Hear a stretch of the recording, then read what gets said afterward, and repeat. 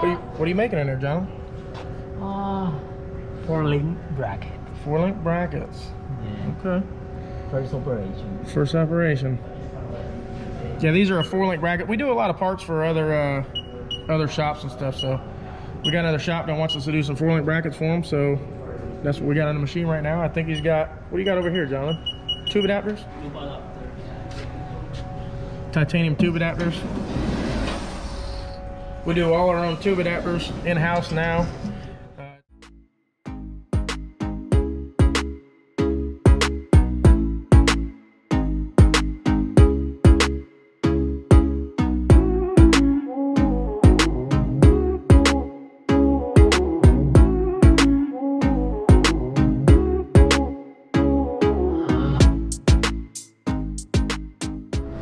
All right, everyone, we're over here in the chassis section of the shop and wanted to show you guys. We posted a post on Facebook. We haven't done a YouTube video in about a year at least. Yeah, it's probably been about a year. Yeah, so if we mess up, give us a little bit of slack on this, but we're over here. I had a lot of people wanting to know the difference between like NPK cars, Pro 275 cars, just the difference between cars. So what we did is Scott does all the chassis. That's all he does pretty much is chassis. So now that we're pretty caught up, we can't show you a lot, but we're putting Monza's car together. It'll be done next week. Markwitz's car just left. Clay's car left earlier this year.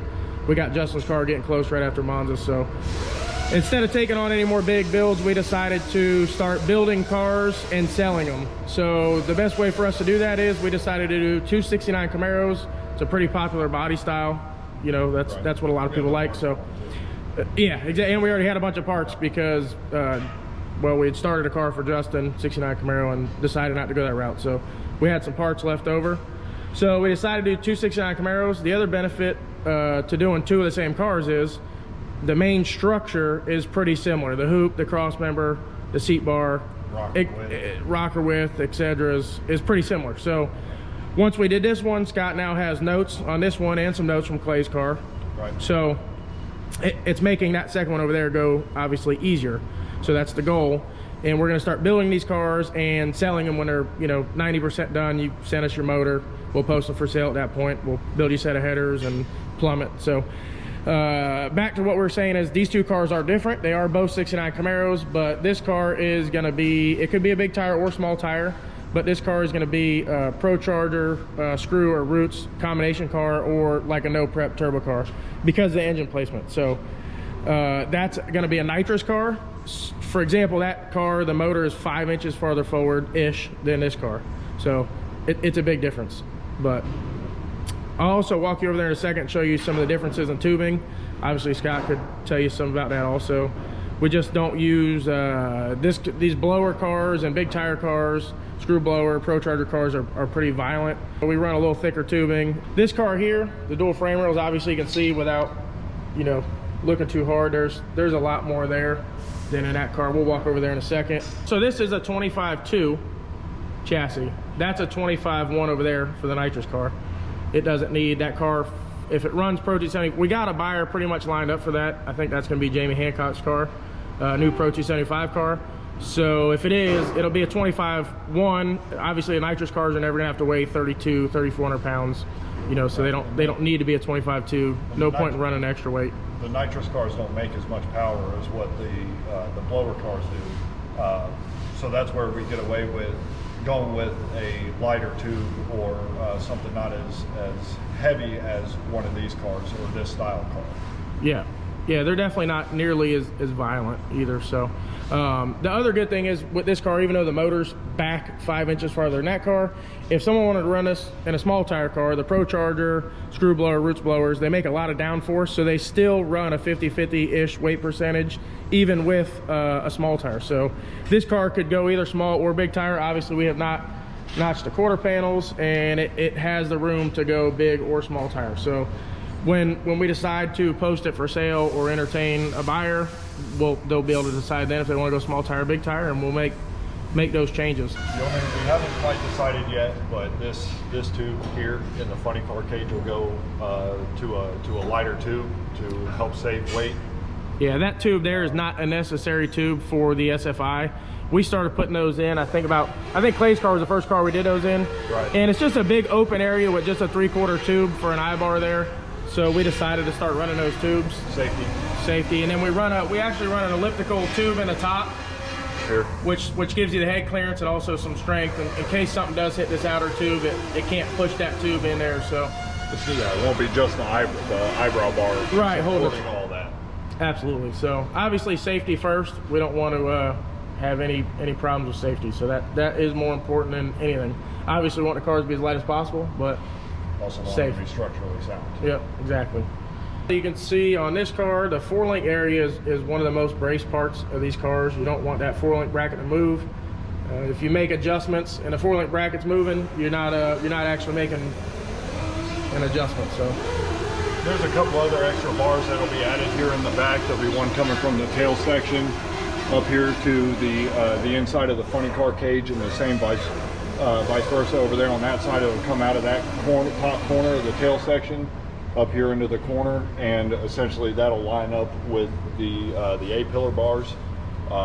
And you always want all your tubes and everything to line up, because that's what generates or absorbs all the shock in case of an accident.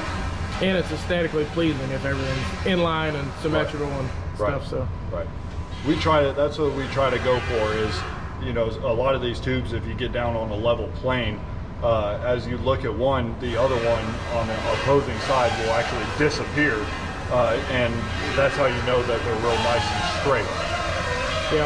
yeah. For example, too, something that we really probably are a little pickier than we need to be on is these hoops this is a forward hoop. So the hoop is in front of the #1 bar, or where the 4-link brackets are, and the funny car cage is behind it. But when we bend this funny car cage, well, we don't, Scott bends them, but when he bends this funny car cage, it's perfectly in line. If you put a string, you can't see that tube. It's perfectly in line with the hoop. So we've redone them for probably 1/4 of an inch out. We've redone them, which it doesn't need to be perfect, but I like it to be. we want it to be perfect. So a lot of people ask why these cars take so long, what's taking so long, and those are some simple reasons why they take so long, because our cars are not just thrown together to make a dollar. They're put together, and we take a lot of pride. Everybody here, Danny, Scott, Troy, everybody takes a lot of pride in what they do, putting these cars together, and we love what we do. Custom fabrication, that kind of stuff takes time. You can't rush a custom fabrication job. You know, you start rushing things, stuff can go wrong, and there's literally people's lives at risk when they're driving these cars, and they're doing over 200 miles an hour. So you start adding all those factors in there, and that's why a lot of these tubes, they have a gusset where there's a bend, is because anytime that there's a bend, it's a weak point. You do a bend, put a gusset in there, something to help strengthen that area, and you'll be good to go. And then on the Nitrous car, I'll walk you over there now, but on this car, we run all our blow-by stuff through the frame rail. The frame rails go all the way to the front in the Pro Charge cars. Laddering goes all the way to the front. The Nitrous cars do not need that. This is also an 065 tube. We do an 058 tube, and then we step it down outside of the mid plate, so it'll be smaller here and just kind of kick into the strut bar there. But you can see how much smaller all these tubes are. They're all a smaller wall thickness and diameter, and it actually has a few less tubes here. But this is plenty for a Nitrous car. And like I said, the biggest thing with this is we gotta be light. The car has to meet weight, and you don't want to be right at weight either, because if you need to move weight, you don't want to be overweight. So it's important. Or you gotta tell the driver to lose weight. Yeah, which it's easier to just build the cars lighter. So, but you can see Scott's got this fixture here, this mountain of a billet fixture, and that'll be starting the back section probably. He's going to do the dash bar, mid plate tube, mid plate supports, some of the door bars, and then he'll probably be on this beginning of next week or so. Yep. So this one will be coming together pretty good, and as we get rid of everything else, our parts are pretty much our main focus. So as long as Scott doesn't have something he needs to weld or jump in to help somewhere else, he stays on the chassis.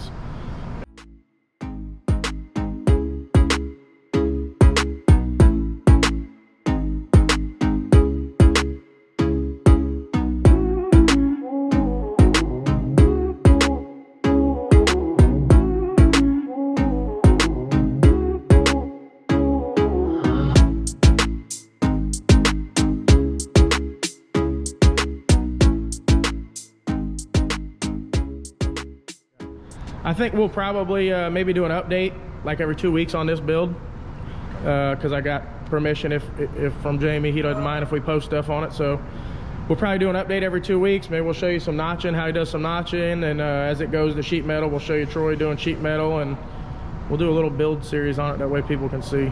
Now that we have more time. Yeah, we haven't had much time just because we've had so many cars to do. We've been just behind, so finally getting caught up, and we'll be back posting videos and doing all that. So all right guys, well thanks for watching.